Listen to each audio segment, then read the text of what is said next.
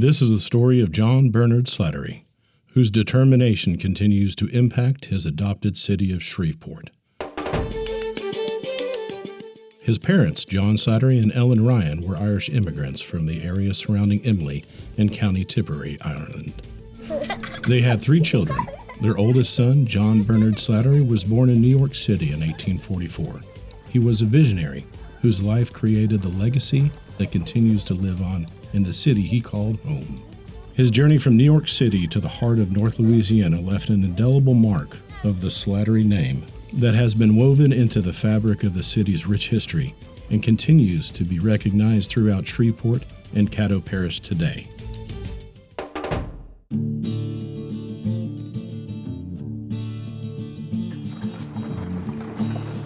John Bernard Slattery moved from New York City with his mother and 2 brothers to be near his uncle in rural Wisconsin when he was 7 years old.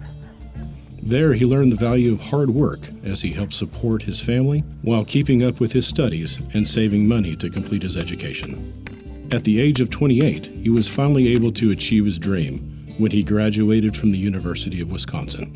After graduation, his desire to help rebuild the South led him to accept a position of principal of Brashear Academy in Port Gibson, Mississippi. But in February 1874, after only a year and a half in that role, he moved to Shreveport upon the encouragement of 2 of his college classmates who wanted him to join them in becoming a part of an up-and-coming city. Fortunately, he arrived just after the end of the deadly yellow fever epidemic, which had decimated the population of Shreveport. At the age of 30, he put his sharp intellect and unyielding work ethic to use, obtained his law license, and began his career as an attorney in Shreveport. At this time, the South was in the throes of Reconstruction, and Slattery, being Irish, a Catholic, a Northerner, and a Republican, saw these as 4 strikes against him, potentially labeling him as an outsider. But as his daughter Nell would later recall, Slattery's dedication to his new home soon turned skepticism into acceptance. In 1876, he married Mary Frances Herron, affectionately called Minnie, who was his college sweetheart from the University of Wisconsin. The 2 wed in Nebraska and returned to Louisiana, only to find that John Bernard had been elected as district attorney of Caddo Parish in his absence. Together, they had a family of 12 children, 7 of whom survived to adulthood. John Francis Slattery worked with his father as an attorney, married Edna Moran, and never had any children. Robert Ambrose Slattery married Grace Camille O'Dwyer and had 2 daughters. Ellen Agnes Slattery, called Nell, married Robert Aloysius Tierney and had 4 daughters. Joseph Eldridge Slattery married Margaret Aloysia d'Artois and had 8 children. Paul Thomas Slattery, who served in World War I, never married. William Bernard Slattery became president of the Slattery Company and never married. Teresa Josephine Slattery, called Tess, married Jeremiah Joseph O'Keefe and had 4 children. 3 of John Bernard and Minnie's children, Edwin, Mary, and Louis, died in infancy. Frank and Tom both died as teenagers. Life for the Slattery family in early Shreveport was modest. They lived in an apartment, then in Old Union Barracks, before settling into their new home on Fairfield Avenue in 1903. Designed by the well-known architect N.S. Allen and built by the Garson brothers, the Big House, as it was called, still stands and holds many fond memories for John Bernard Slattery's descendants. Tragically, Minnie would not live to see the completion of the family home, succumbing to tuberculosis. She passed away in 1901 at the age of 47. A woman of many talents, Minnie spoke fluent German, sang, played the piano and harp, loved good books, and was devoted to the works of Shakespeare. Despite the loss of his beloved wife, John Bernard Slattery persevered, driven by his commitment to his family and his belief in the potential of Shreveport.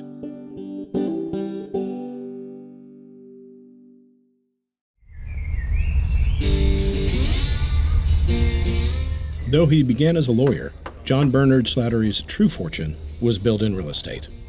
His acquisitions began in 1877 and continued for the next decade with properties in Blanchard, Ida, Rodessa, Oil City, and Bowman Chute. In 1887, he purchased the building on Texas Street where his offices were.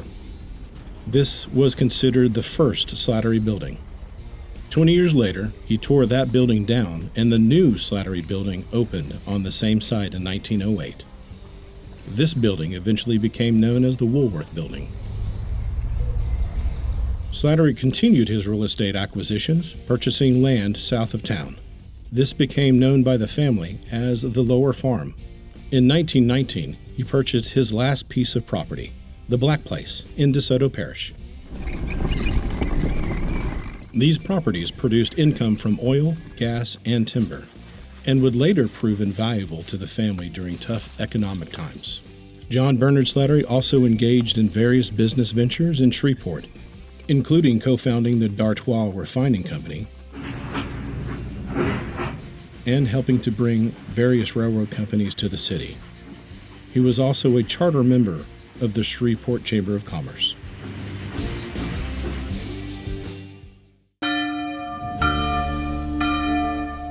John Bernard Slattery's influence and involvement in the community extended far beyond business. A devout Catholic, he and his family regularly attended church at Shreveport's First Catholic Parish, Holy Trinity. Due to the long distance they had to travel to get to church, it would often take several buggies or wagons to get the entire family there. An altar boy would wait in the bell tower to ring the bell announcing Mass once he saw the Slattery family coming in the distance. When a new church building was required, John Bernard supported the construction, which opened its doors in 1896 and is still standing today. John Bernard was also a strong supporter of St. Vincent's Academy, founded in 1868 by the Daughters of the Cross from France.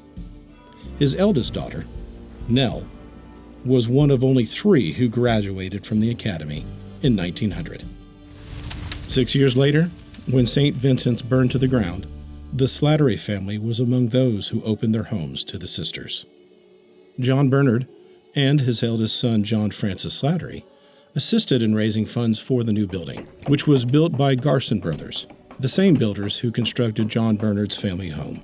As the number of Catholics in Shreveport grew, another Catholic church was eventually needed, and John Bernard Slattery assisted in obtaining a lot on Texas Avenue for this cause. St. John Berkman's and St. John's College were both constructed on this property. St. John Berkman's held its first official Mass on Sunday, October 30th, 1902, while St. John's College opened its doors on November 3rd. Among the first students of St. John's College were 2 of John Bernard's sons, Frank and Joe. Years later, when a new building was needed for St. John Berkman's, John Bernard Slattery proudly shared his newly constructed Slattery building for the church bazaar, which was held in the spring of 1926. Father Pochet, the pastor at the time, said in his journal that it was the most successful fundraiser that was held for the new church. While John Bernard Slattery was unable to see the completion of the new church, the building that still stands on Jordan Street is a testament to his Catholic faith and generosity. His descendants continued to support the church after his death, donating the Sacred Heart altar in memory of their parents, and later a stained glass window in memory of John Bernard Slattery's grandson, Lieutenant Joseph E. Slattery, an 8th Air Force pilot shot down over Germany in 1943.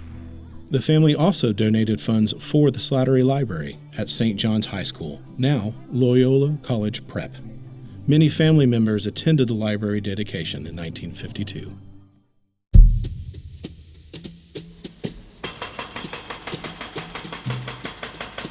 In 1924, at the age of 80, John Bernard Slattery completed his magnum opus, the Slattery Building. He dreamed of constructing a building that would make people think of Shreveport when they saw it. This 17-story Gothic-style skyscraper, located at 509 Marshall Street, was constructed at a cost of over $1 million. The design was inspired by the Chicago Tribune building, and Slattery spared no expense, adding unique architectural flourishes to ensure that it stood as a landmark. Years later, John Bernard Slattery's daughter Nell commented that during the construction of the building, as he stood watching its progress, a group of young girls walked past and giggled, saying, "Look at that old geezer. I bet he's never seen a big building before." He got the biggest kick out of that moment. While local banks balked at the project, Whitney Bank in New Orleans backed Slattery and financed the construction. Ultimately, his determination paid off. Once its doors opened, the building became a hub for attorneys, oil tycoons, and real estate developers in the Shreveport area. The result of his hard work to make his dream a reality was the tallest privately owned building between New Orleans and St. Louis. It became, and still remains, a testament to Slattery's vision and determination. His daughter Nell later recalled, "Oh, he was so proud of that building."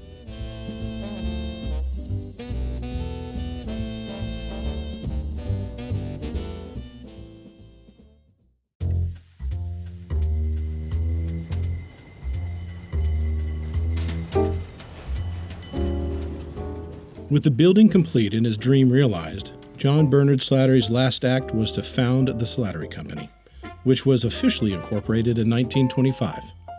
Slattery consolidated his assets, including the Slattery Building and the Woolworth Building, into a legacy that has spanned generations. His foresight and vision in founding a family company marked the beginning of a new era for the family. Slattery passed away in 1927 at the age of 83. Leaving his fortune and properties to his surviving children and grandchildren.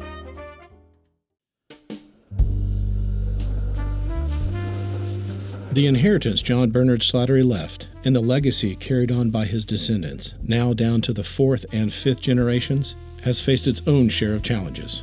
The Great Depression forced the family to sell some properties and use the proceeds to sustain the family through tough economic times. His grandchildren recall having a cow and chickens behind the family home to supply milk and eggs during this difficult time. Despite this, the family held firmly to their downtown landmark. In 1949, the building's mortgage was finally paid off, but new loans were taken in the 50s for modernization, such as air conditioning and automated elevators. The 70s oil boom brought prosperity, with the building enjoying full occupancy. But the real estate downturn in the 1980s led to financial struggles. By 1998, the family, who had been struggling to hang on to the downtown landmark that John Bernard Slattery had so prized, made the difficult decision to sell the building. Despite changing hands, the Slattery Building remains a symbol of Shreveport's history and the enduring legacy of John Bernard Slattery.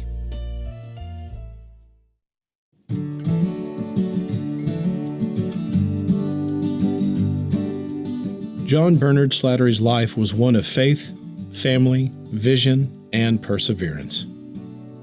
He was remembered by his family for his love and devotion. After his death, it was said his greatest joy was in his grandchildren. Many decades later, some of them still recall his taking a simple walk around the block in the evenings to collect the grandkids and bring them back to the big house. John Bernard Slattery is remembered as a shining example of the American dream. From his humble beginnings of growing up in a log cabin in Wisconsin to becoming a lawyer and one of Shreveport's most influential figures, he worked hard to build a better future for himself and his family. John Bernard Slattery left behind a legacy and a name that shaped the city's skyline, economy, and community. Today, the Slattery Building still stands as a testament to his commitment to his adopted city of Shreveport and the vision he had for its future. This story of John Bernard Slattery and the Slattery Company is a story of resilience, faith, and the enduring power of family.